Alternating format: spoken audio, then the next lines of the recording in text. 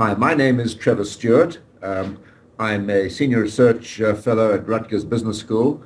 Prior to that, I was a partner with Deloitte. I retired from the firm in 2009, and I'm also associated with VU University in Amsterdam.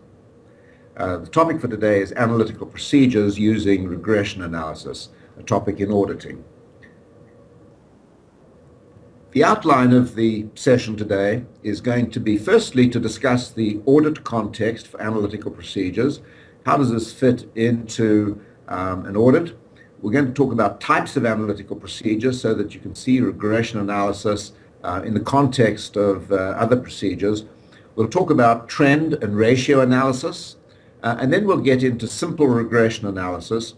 We'll focus fairly significantly on the regression projections and residuals, which are an important part of using regression as an analytical procedures tool.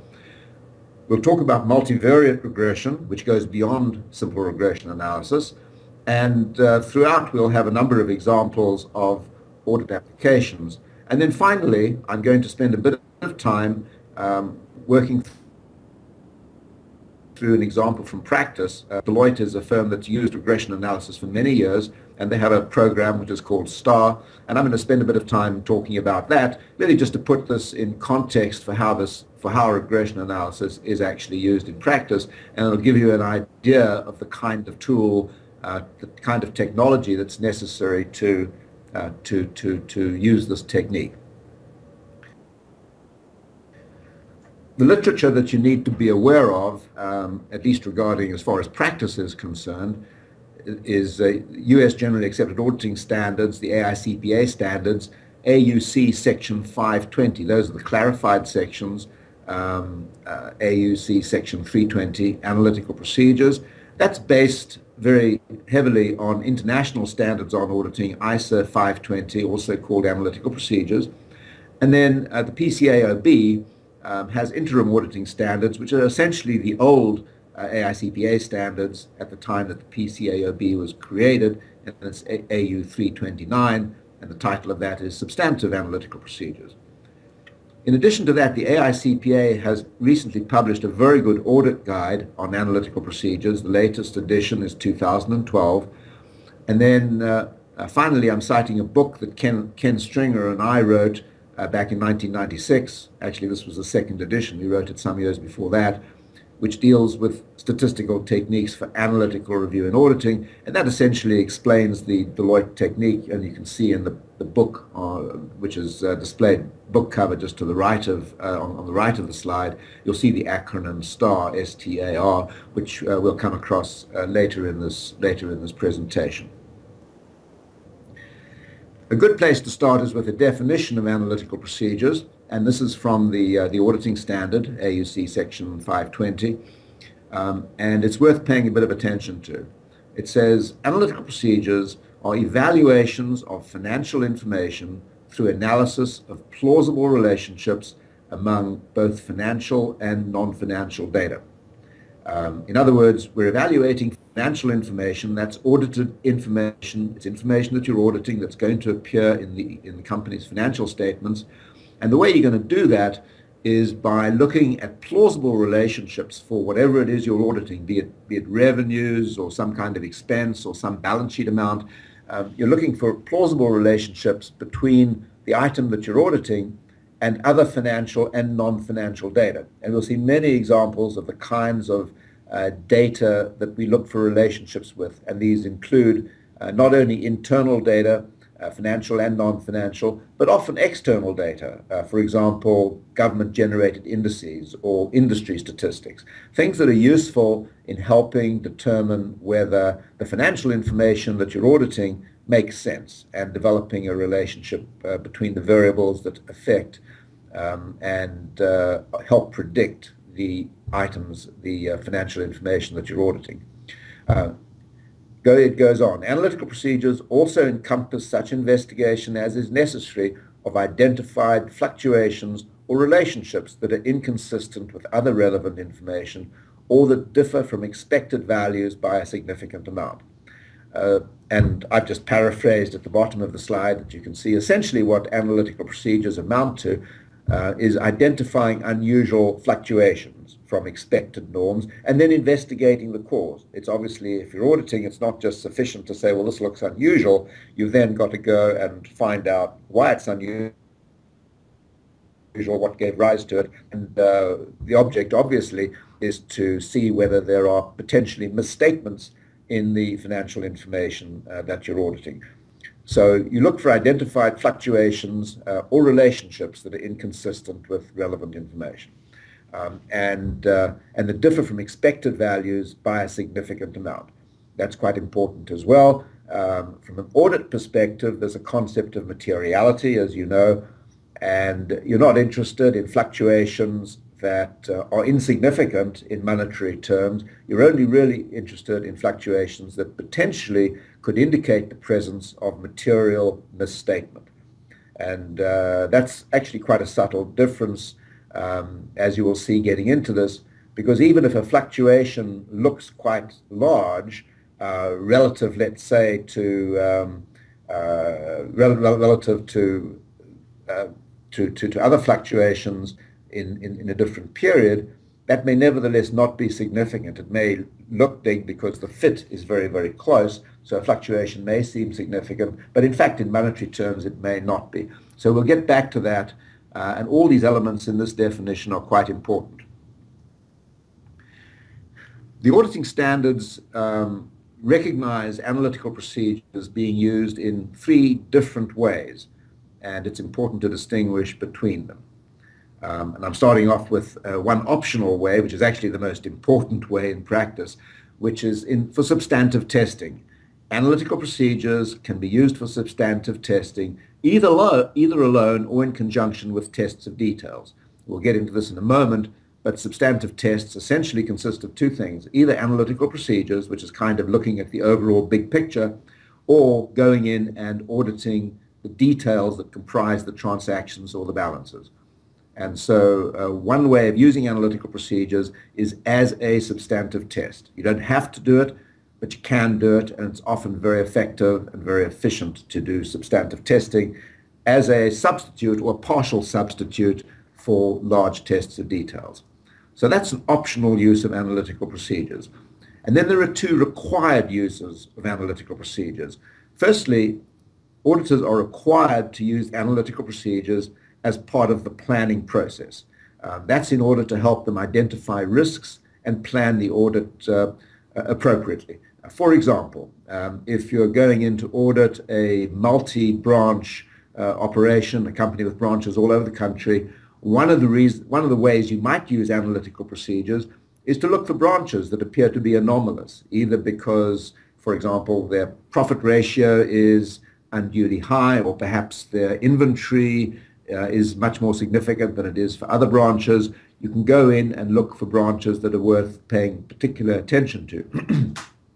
You can also go in and look at a particular operation of a business and look for months where, for example, sales appear to be out of line, or payroll may be out of line, or where there's some ratio that appears to be incorrect, and that will indicate the presence potentially of material misstatement, or at least will identify risks. It'll identify anomalous situations that you need to pay special audit attention to.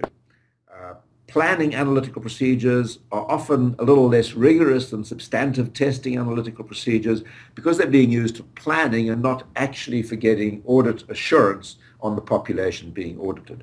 But sometimes they overlap, and you can use an analytical procedure for planning an audit, and then you can also go in and perhaps use that same procedure to get substantive assurance from the audit.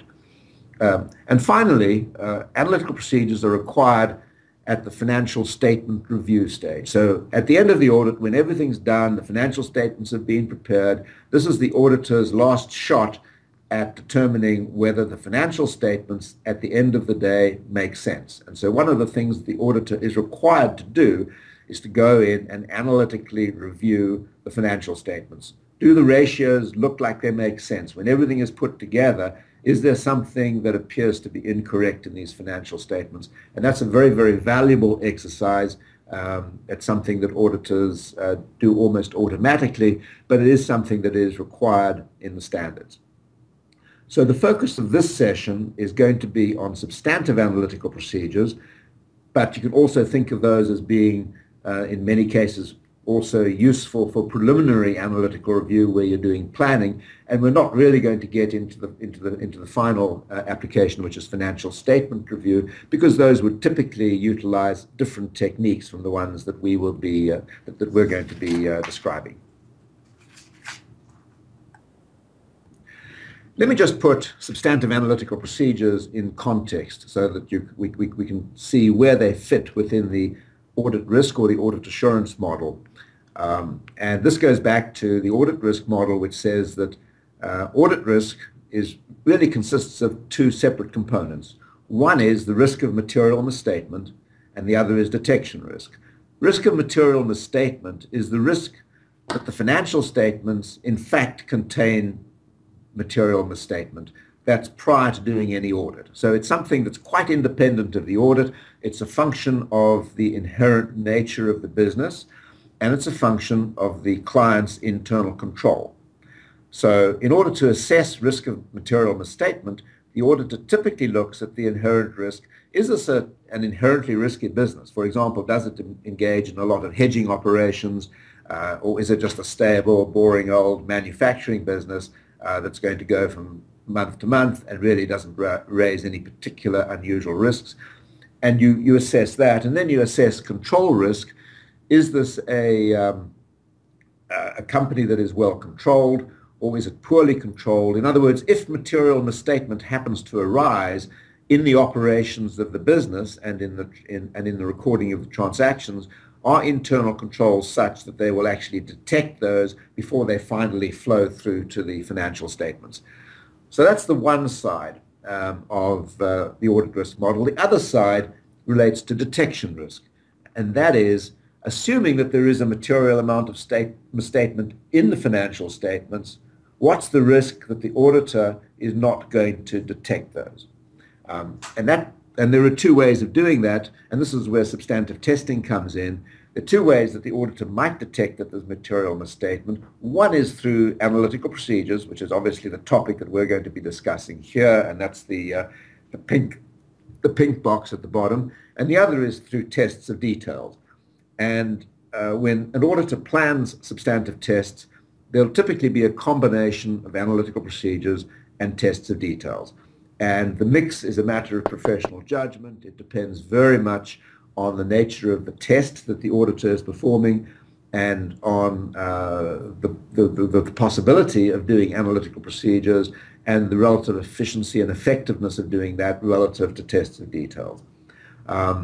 In some situations in auditing, particularly where you're trying to test for the understatement of some amount, analytical procedures is often the most effective because you're looking for something that essentially not be there, which tests of details is more difficult to do because you can't necessarily test what's recorded. In order to test for understatement, you've got to find some alternative way of doing it. So analytical procedures definitely come into their own for certain assertions and for certain types of audit tests, but it's always a matter of professional judgment as to whether we're looking at tests of details or analytical procedures. But that's where analytical procedures fit within the audit risk model. There are four phases typically of a substantive analytical procedure. The first is to develop the model and form an expectation. That's what analytical procedures are all about. It's forming an expectation of what ought to exist and then comparing what's actually recorded with what you think ought to exist. And so the first step is to form expectations. The second is to then identify differences. So you form this expectation, you've got an idea as to what the norm is, what the amounts ought to be for the particular population that you're auditing. Now you've got to look at the difference between the recorded amount, what's actually in the books, and what you expect. And then the third stage is to investigate reasons for the differences that you've identified in step number 3. And then the final step is to evaluate the results. You take a look at it, you look at what you found in your investigation, you look at the materiality of what's potentially misstated, and you do an evaluation, and you conclude as to whether the substantive test has been successful, the analytical procedure has been successful, or you've got to go back and do some additional work, possibly doing more detailed tests, possibly finding a different way of doing the analytical procedure, but you go back and you evaluate. And then, as always in auditing, there's kind of an implied loop. If your evaluation doesn't really give you satisfactory results, you then go back and you say, well, let's go back to square one. How do we audit this more thoroughly? What additional tests do we need to do, which may be analytical procedures, which may be tests of details, and how do we determine whether the financial statements really are misstated, or in fact we're now satisfied that they're not. So you go into that procedure and you exit at some point where you've reached a definitive conclusion. The standards mention 4 different kinds of analytical procedure, and they are trend analysis. Trend analysis is essentially just looking at amounts over time. For example, if your client has payroll expense, as most clients do, one of the things you might do is satisfy yourself about one pay period, go in there and do some detailed tests and say, okay, that's the total payroll for the month. I would expect, based on what I know about this business, that should be about the same for the rest of the year, and you can go in and you can look at the monthly amounts. And if you've got one month that appears to be anomalous, it's either much higher, much lower, that would be an indication that something's happened that you need to go in and investigate. So trend analysis is really the simplest kind of analysis that you could do. Another type of trend analysis might be where you go in and look at some balance sheet amount. Ratio analysis is where you're looking at ratios, typically of the amount that you're auditing and its ratio to some other financial amount or non-financial amount for that matter. For example, one of the things that is often done is auditors will go in and look at gross profit margin on a month-by-month basis and look for months where that appears to be out of step. So you might divide sales by cost of sales, for example, and you can track that month by month, and we'll have an example of how that's done. Ratio analysis you might also use, for example, in preliminary analytical procedures, or also for substantive analytical procedures, where you're looking at results on a branch-by-branch basis. So you might want to, and that's called a cross-sectional analysis. Instead of a time series, it would be a cross-sectional analysis. For example, you might have a lot of different branches, and you might want to go in and look at the inventory ratio to revenues on a month-by-month basis for the branches. Reasonableness tests are a type of analytical procedure. These are a bit different from the others. A good example of a reasonableness test is where you're able to essentially figure out what the total amount ought to be and then compare it with what's actually recorded.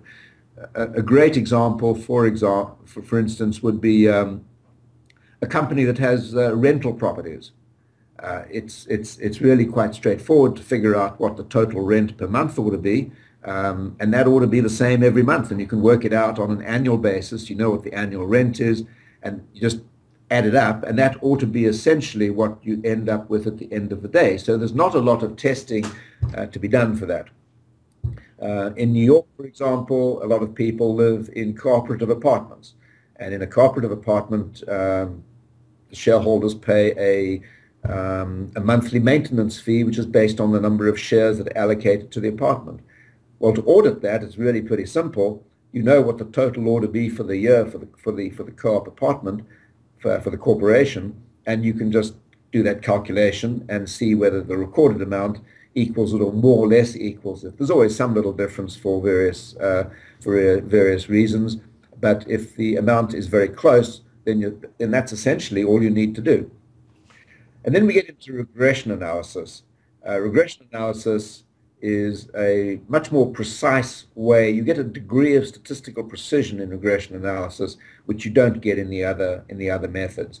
And in fact, that's recognized in the AICPA Analytical Procedures Guide. They list these methods, and in terms of degree of precision, and regression analysis is the one that they refer to as being the one that gives you a degree of statistical precision that is not possible with the others. So let's just get into an example of some of these types of analysis. And we'll sort of build on this example, and then we'll get into some others. Here, for example, is a simple trend analysis. This is just monthly sales.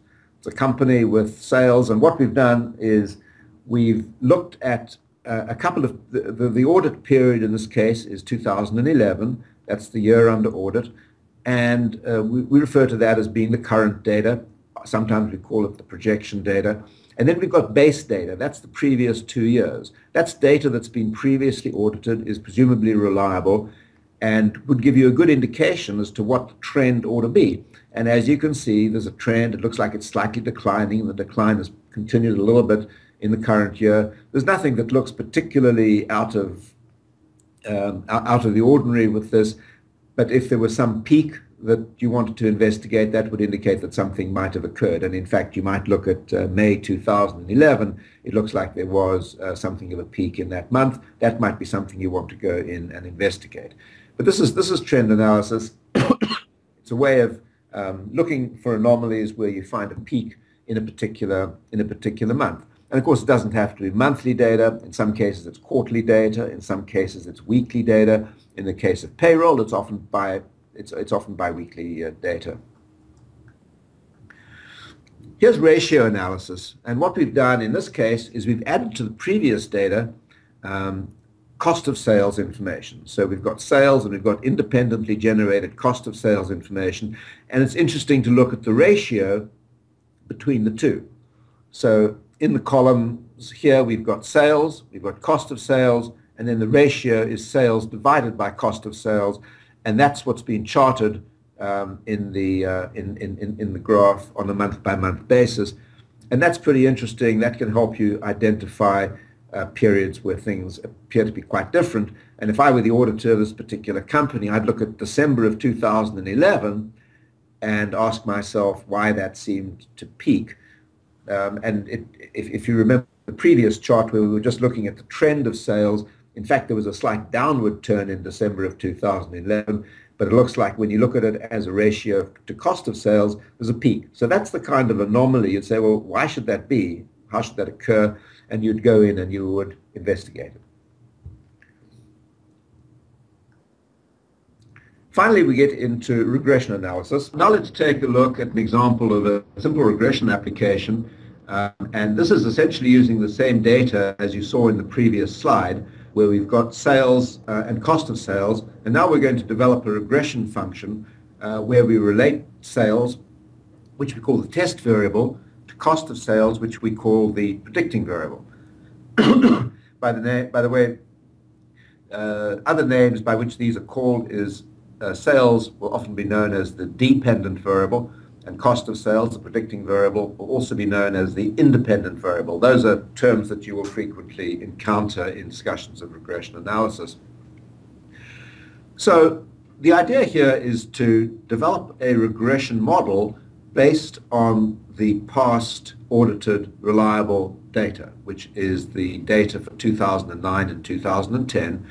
And you can see how that's used in the scatter diagram on the right-hand side, where we have basically done a scatter diagram of sales versus cost of sales, and to that we have fitted a regression line which can be calculated. You can do it in Excel. It's a very easy function for a scatter chart to develop the line. It has a mathematical equation associated with it, which in this case is estimated sales, Y, equals a constant of 29.56 plus a coefficient 1.5951 times X, which is cost of sales.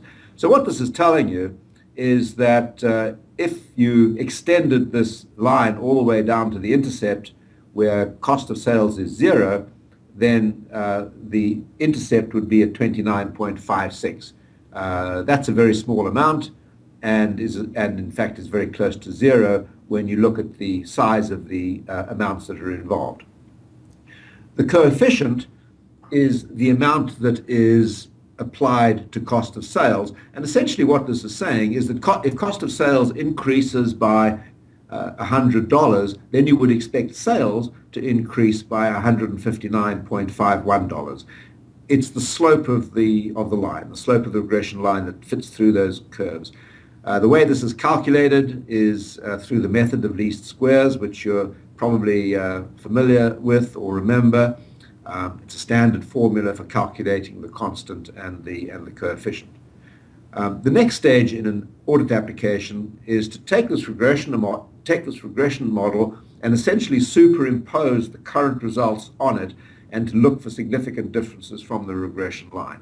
And you can see that in the chart just below, where we've got recorded sales, and they're indicated with these little red crosses, and those are now superimposed on this diagram. And what the auditor is interested in is the extent to which those little red crosses, the extent to which the current data differs from the estimate which is provided by the regression line.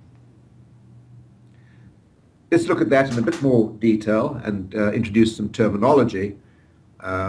What you've got is the regression line, and for any particular period, call it period T, you've got a value of the independent variable, a value of the predicting variable, XT, which is cost of sales in this case for a particular month. You can read off the estimated sales by just going up to the line and going off to the left and reading it off the y-axis, and you use the formula for determining it. You then look at the difference between recorded sales, in this case, YT, and the regression estimate of sales. And the difference, recorded minus the estimate, is what's called the residual in regression terms. And so what we're really looking for is residuals that are significant in some relative to materiality, relative to the degree of confidence that you're trying to get from this particular test. And that's a fairly complicated process, and I will explain it in a little more detail shortly. So one way of looking at regression analysis, because visuals are always extremely helpful, there are two ways of looking at regression analysis. One is what you've just seen, the scatter diagram itself, and that's the top diagram in this particular slide. And another way to look at it, though, is to plot residuals over time. And both of these are very useful ways of looking at the results of regression analysis. A scatter diagram, a scatter plot, for its part, is very good at highlighting the strength and the shape of the relationship. But it doesn't really show you patterns in the data. You can't see any kind of time related patterns in there, because the dots are all over the place and don't necessarily follow in a time sequence, because the amounts don't go in strict ascending or descending order. So the amounts are all over the place, and so are the dots. But it does tell you what the strength of the relationship is, and it's also a good way of just eyeballing and seeing whether there are any items that are significantly different from the regression line itself. But another way to look at residuals is to plot them over time, and that's what we've done in the bottom chart. And in this case, really, it's not all that interesting, but in many applications, one of the things that you can see, for example, is a pattern that might emerge in the residuals, particularly a seasonal pattern. So you might, if you take a simple business that sells ice cream, well, you would probably expect positive residuals in the summer months and negative residuals in the winter months. And when you see a pattern in the residuals, it can be very helpful, because it can help identify items that or at least it can help identify predictors that are missing from the regression. And we'll talk about multiple regression in a moment, but one of the things you want to try and do is explain as much of the behavior of the test variable as you can. And so if you look at a set of residuals and you see some pattern in them, you can then ask yourself, well, what's the missing factor? And then you can introduce that factor as an additional variable into the regression, as an additional predicting variable, and thereby actually strengthen the relationship and end up with a better application.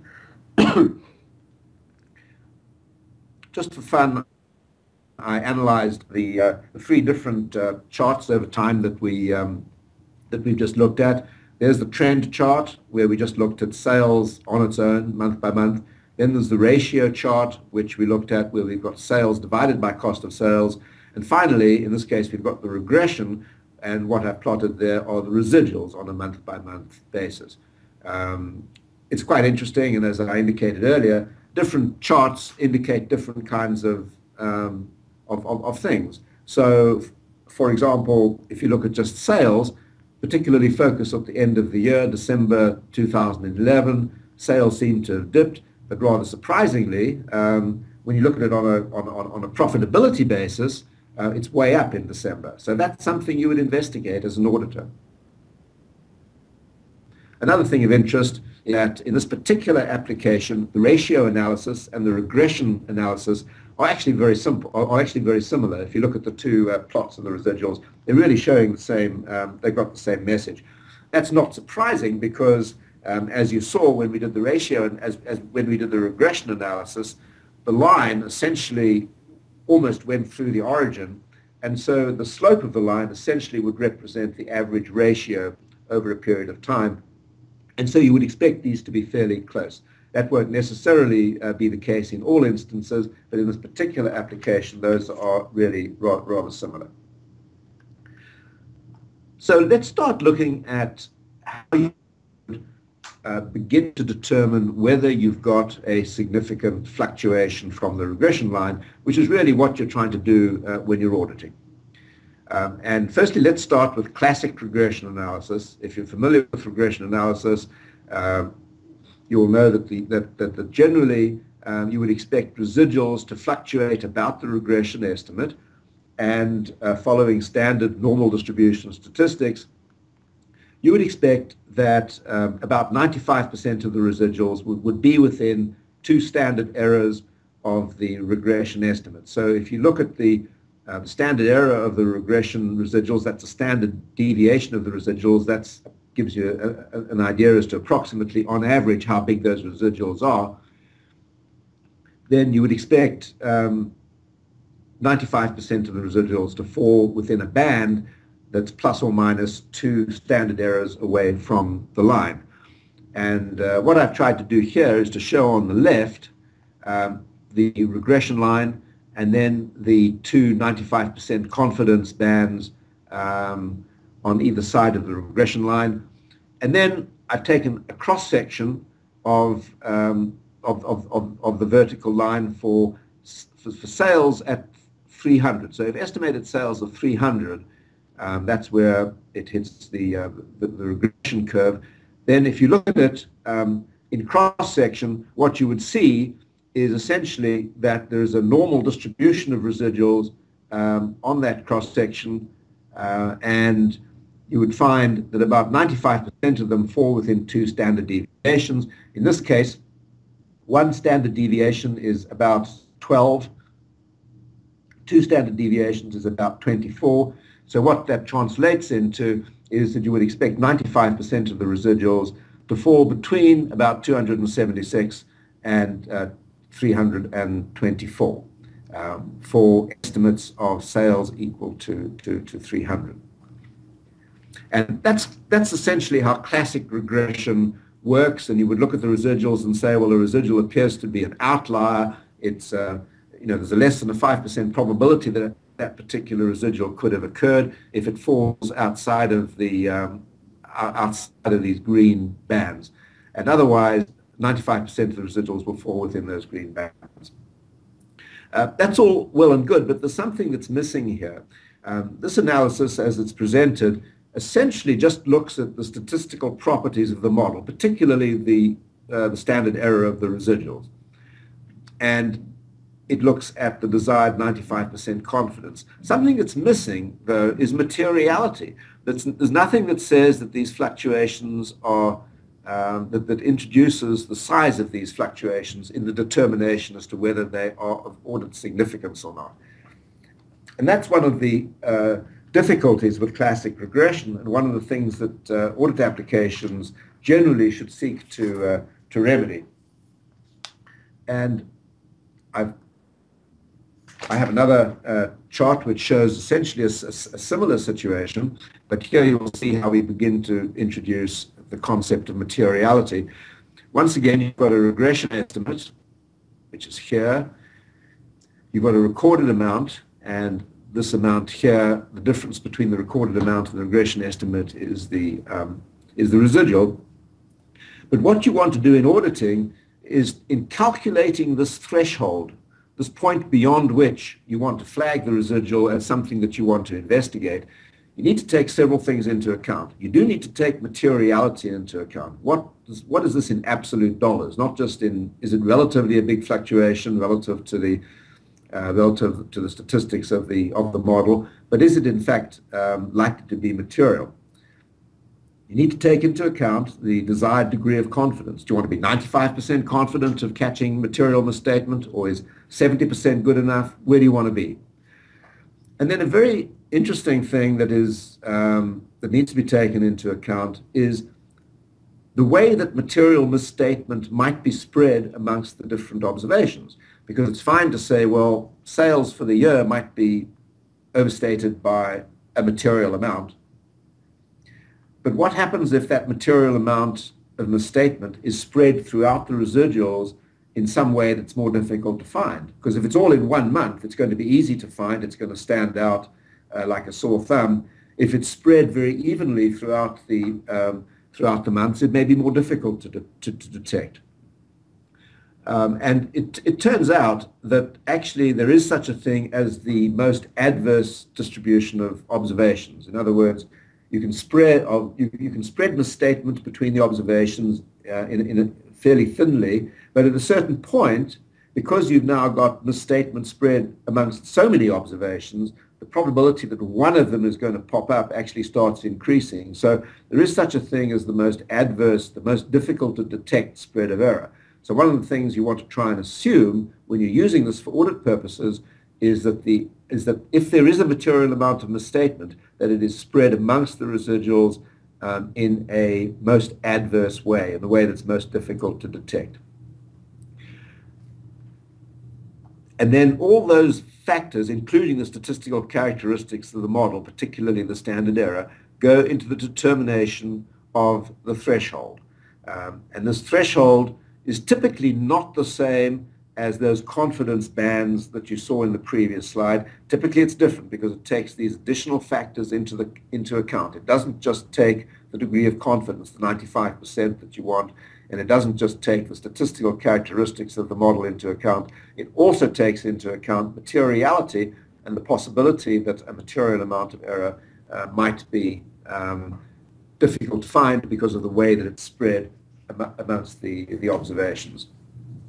So doing that is fairly tricky, but that is something that is very valuable in audit applications. Okay, let's just change pace a little bit. I want to introduce the concept of multiple regression analysis and show you how you would deal with this. In the case of two variables that we've been looking at, we've got, let's say, sales versus cost of sales, or two other variables. It's very easy to draw it as a scatter diagram. When you've got two predicting variables, then you're into a three-dimensional scatter diagram, if you like. And so instead of having points in a plane, you've really got points in a three-dimensional box. And so you've got all these points buzzing around in this three-dimensional box. And instead of fitting a line, as you would with where you've only got two variables, where you've got three variables, essentially you fit a plane, a linear plane, which I've tried to depict without not very successful use of perspective, but hopefully you'll get the picture as to how this works, and you will see some of the points above the plane, some above the plane. And the regression function in this case is a function of two independent variables, two predicting variables, and so you end up with a function of the form y equals a constant a plus b1, a coefficient of x1, and plus b2, a coefficient of x2. And so that's how the formula works. Now, when you get to more than two predicting variables, and there's no reason mathematically why you can't do that, you can have really as many predicting variables as you wish. Now you run out of dimensions in which to display it, so there's really no way that you can actually visualize it.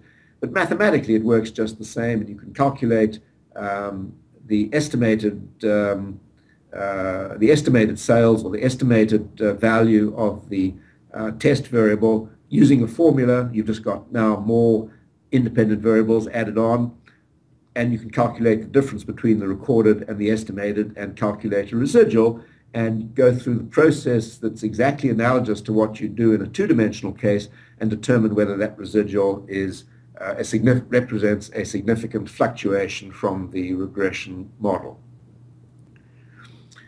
When you do use multiple predicting variables, you don't necessarily want the system to use them all, because particularly if you have independent variables that are themselves quite highly correlated, it's a problem known as multicollinearity, you don't necessarily want to use them both. It's better to just use one of them, use the most powerful of those two variables.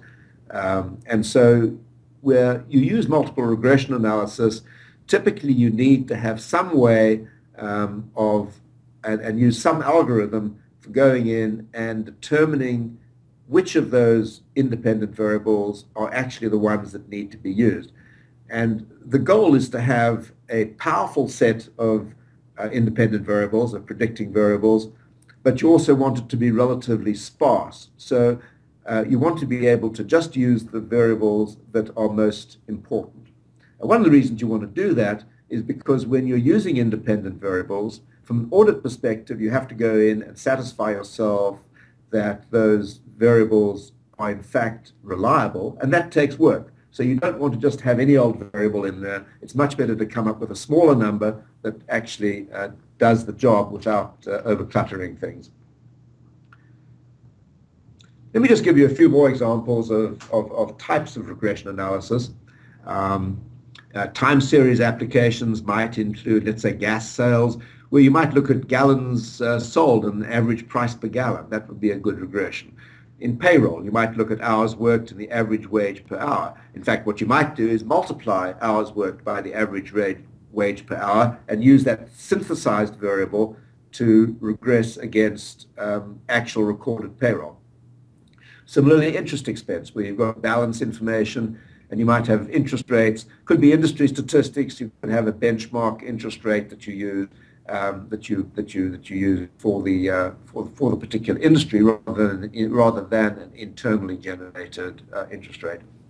In cross-sectional applications, some of the examples are store revenue. This is particularly good when you, let's say you have many branches and you want to look for branches that appear to be anomalous. You could look at store revenue relative to area, relative to number of employees, and possibly there's some kind of regional index. If the store is in a region that's relatively poor, it might have one value. If it's in a region that's relatively rich, it might have another value, that type of thing. Hotel revenue, also this is a very successful type of application where you look at a hotel chain with many different hotels. You could look at things like occupancy and average room rate and use that to audit revenue. And similarly, branch operating expenses. For example, a bank with many branches. You need some measure of size, possibly the number of people it employs, possibly the floor area. There may be other measures of size. You might use branch revenues as a variable and audit branch operating expenses that way. And then finally, there's panel data, which I find actually really very helpful, very useful, very powerful types of regression, where you're looking at a hybrid of time series and cross-sectional data. So if you've got a company with many branches, you wouldn't just look at the annual numbers for the branch, but what you would do is you would look for the monthly numbers for the branch, but spread across all the branches. So you end up with a lot of observations, and it's a very powerful way of doing regression. So those are some of the applications. Let me just introduce the program. I told you I'd talk a little bit about the STAR program that Deloitte has been using for a long time. I've been associated with that for a while. So I thought it would be helpful just to take a look at that and it'll be a way of kind of summarizing and indicating some of the things that a regression analysis package for analytical procedures ought to take into account. And for the data, what I've done here is I've taken the data that, no, this is a different set of data. This is data for a professional services firm. Could be a company of, a firm of lawyers, a firm of consultants, whatever. And in the left-hand column, you've got revenue on a monthly basis. Then you've got a computed variable, which is time at standard. This was computed by taking the time recorded by various categories of employee through from junior up to partner, multiplied by a standard billing rate, and then included in that also as the next variable is expenses. So we have revenue, which is the test variable, and then two predicting variables, time at standard and expenses. And just for the hell of it, I threw in another predicting variable. In this case, it's designed to be a spurious one. I actually just generated the numbers randomly just to show you how this ought to be treated. So that's the final column, which I've just called another variable. And then for the current year, the data to be audited, firstly, the base data that we're going to use to build the regression consists of 3 years of data, 36 months, and then the audit data consists of 12 months, periods 37 through 48. And the audit parameters for this particular audit is materiality is 2,000, and we're looking for a required confidence interval of 95%. These numbers could be in thousands. These are probably millions. They could be anything. Materiality obviously needs to be expressed in the same terms as the test variable. So instead of 2,000, we're quite possibly talking about 2 million as material. So let me just show you how this might go under a cluttered slide. But over on the left, you've got the Excel spreadsheet containing these variables. And all you do is you mark these variables in Excel, and up here you've got an add-in application which is called Star Wizard. You click that, and that activates the Star Wizard app. This is a pretty venerable program, at least not the Excel version of it. Obviously, the Excel version is relatively recent. But Deloitte developed this technique back in the 1970s, and it was originally introduced as a computer time-sharing program, which probably most of you have never heard of, but that used to be the way that computers were used in the 1970s. And so it was introduced originally in that form, and it's really been used, it's been modified and improved substantially over the years. And now, of course, it's run in Excel, which definitely was not available in the mid-1970s. And the program is still used pretty extensively, particularly in the United States, and used on audits of all kinds, all sizes, all industries. So when you activate this little application, which we call Star Wizard, it basically presents 3 screens, and they're pre-populated. So most of the time, you don't even have to do anything. It kind of guesses what the data is based on common choices. And in this case, the only screen we really had to deal with was screen number 3. But let's go through them just quickly. The first screen basically just tells you the range that you've selected. It tells you that the orientation of the data is by column. It could be by row. It tells you that the first row of the selected data range actually contains the variable label. And it assumes, although you can change it assumes that the first column is the test variable, in this case, revenue. It could be another column. So then you go into the next screen and you select whether this is a time series application or a cross-sectional application. It's important to know the difference because while we are not really going to talk about it in this session, there are certain statistical tests that you want to apply to time series. There are also things like seasonally adjusting the data, which only applies to time series and does not apply to cross-sectional. So this tells you that there are 12 periods per year. There could be 52 periods per year or 4 periods per year. It could be different, but in this case, there are 12 periods per year. It's monthly data.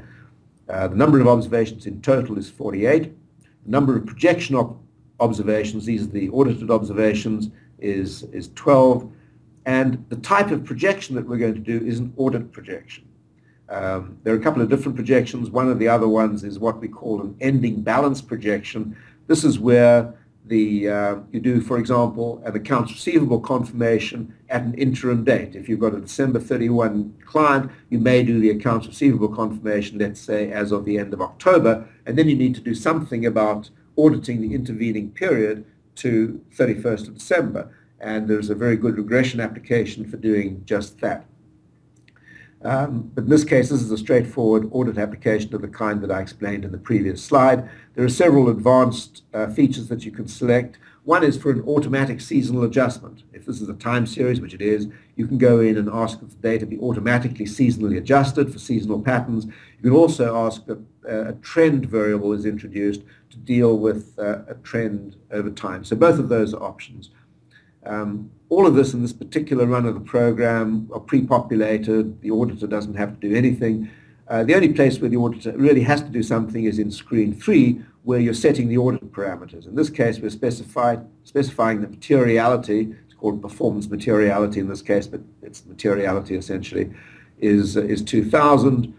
And then this bottom part here, don't worry too much about what it's specifically saying. This ties in with Deloitte's audit methodology, but essentially what it's saying is how much assurance do you want to get from this particular application.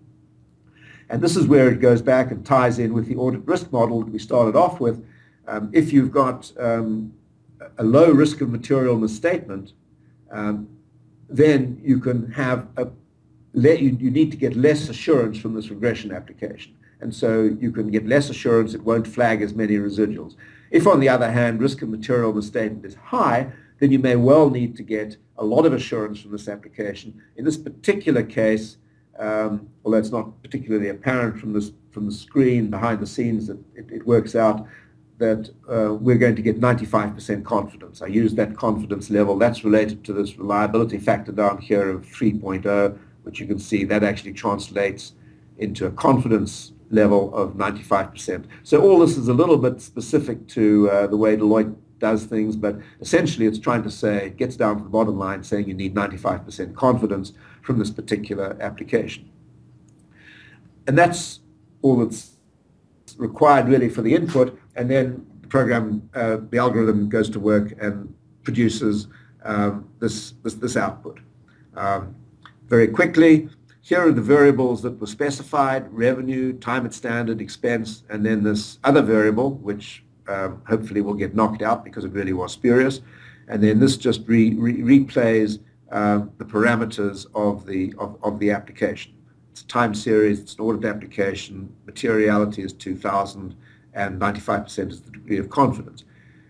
In the next panel 2, you've got the results of the stepwise multiple regression. You can see the regression constant. You can see the coefficients of the independent variables, 0.8906 times x1, 1.2578 times x2. And you'll notice that x3, the variable that really was a rubbish variable, has in fact been excluded by the algorithm. So the system goes through and looks for the variables that are most important and discards the balance. It doesn't necessarily include them just because you specified them.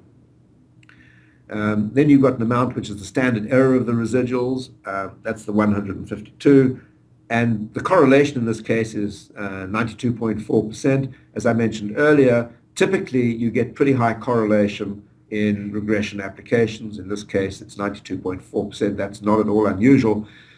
The final panel, or at least the next panel is panel 3, which is where the important audit work takes place, and here are identified any excesses that require auditor investigation. So you'll see over here you've got the recorded amount, you've got the regression estimate, you've got the residual that's calculated in the next column, and then you've got the thresholds. There's a threshold for understatement and there's a threshold for overstatement. And if the recorded amount, the residual is less than the understatement threshold, then you've got a potential understatement problem. If it's greater than the overstatement threshold, then you have a potential overstatement problem. And over here there are 4 residuals that have been flagged as requiring investigation, and I've circled them in red so that they'll stand out. And the auditor would then go in and investigate those, find out the reason for them, and get satisfied that in fact there is not a material amount of misstatement, or in fact sometimes, of course, you go in and you do find material misstatement.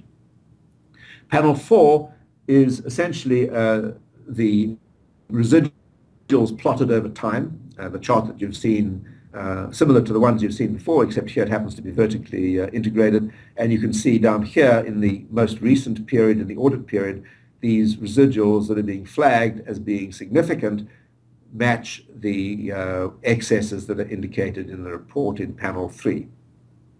So this gives you a good picture. This kind of plot is very helpful. As I said earlier, sometimes it'll show that there's some kind of pattern in the residuals, which means that there's a problem, or not a problem, but it means that there is some predicting variable that's been omitted from the model, and you can often improve the model by including that variable.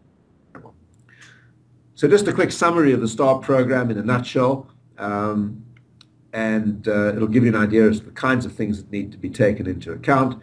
Firstly, it deals with, it's a multivariate regression model. It supports multiple variables. There are several types of application: time series, cross-sectional, and ending balance applications.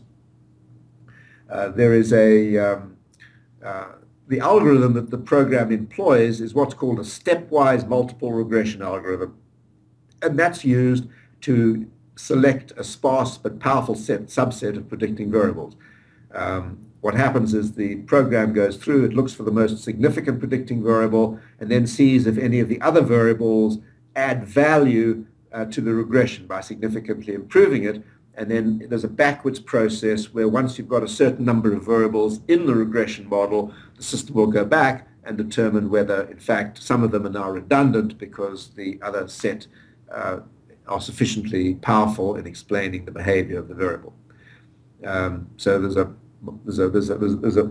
stepwise model that goes in and does that. There's automatic seasonal adjustment, which is available if it's required, and trend adjustment as well. And then in regression analysis, there are a bunch of conditions that you often want to adjust for.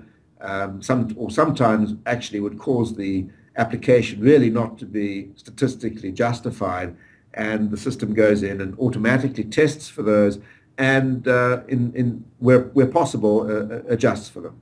So it tests for discontinuity of the data. That is where, particularly in the base, where you've got, let's say, 3 years of base data, perhaps the first year is completely out of sync with the next 2 years. Well, it doesn't make any sense then to fit a model that goes through all 3 years. The system will look for statistically significant discontinuity, and basically will tell you to go back and rethink the application. You have to find new variables, or find a different way of doing the application. Autocorrelation is where you find a pattern in the residuals over time, where large residuals tend to follow large residuals instead of being kind of randomly distributed. That's very often due to seasonal patterns, but there can be other things as well that cause it. There's a way of automatically adjusting for it, and the program will do that. And then there's another condition which is called heteroskedasticity, and that is where you've got the residuals being correlated with one or more of the predicting variables. And that's bad news from a statistical point of view, and it can be adjusted for automatically, which the system will do if it can. And then finally, you can end up with residuals that appear to violate the normality assumption, and that's another thing that the system tests for. And then when you get to the audit interface, the system sets thresholds for overstatement and for understatement, and these are based on materiality, the degree of confidence you want, the most potential adverse spread of error, and finally the statistical characteristics of the model itself, especially the standard error of the residuals, which is the most important thing. And then the excess to be investigated is flagged where the recorded amount is on either side of the threshold, and that's the item that the auditor needs to investigate. So just to wrap up and summarize then, regression analysis, it's a powerful and a viable analytical procedures tool. It is used extensively in practice, not by all firms, but certainly by some. It's used for preliminary as well as substantive analytical review. That is, it's used for audit planning as well as actually performing the audit itself. Regression analysis is cited with approval in the AICPA audit guide, and they describe it as, they say, of the 4 methods described in the guide, only regression analysis provides the benefits of statistical precision. So it's a very powerful technique, and it does have the benefit of giving you a statistical available generally with other methods. Regression analysis is a very, very widely used. I'm sure you're all familiar with it in other fields.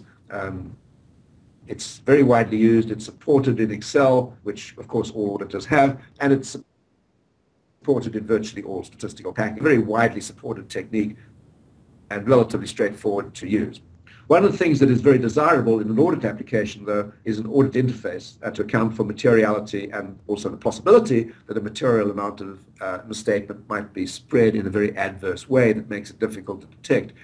And the tricky part of regression applications in auditing is actually adding that in, because it's not something that the general regression packages typically provide. An audit-specific application is the one that I've just talked about. The Lloyd Star system is used in practice and does in fact include the sorted interface to take these factors into account. So that wraps up the session on analytical procedures, and I hope it's been helpful.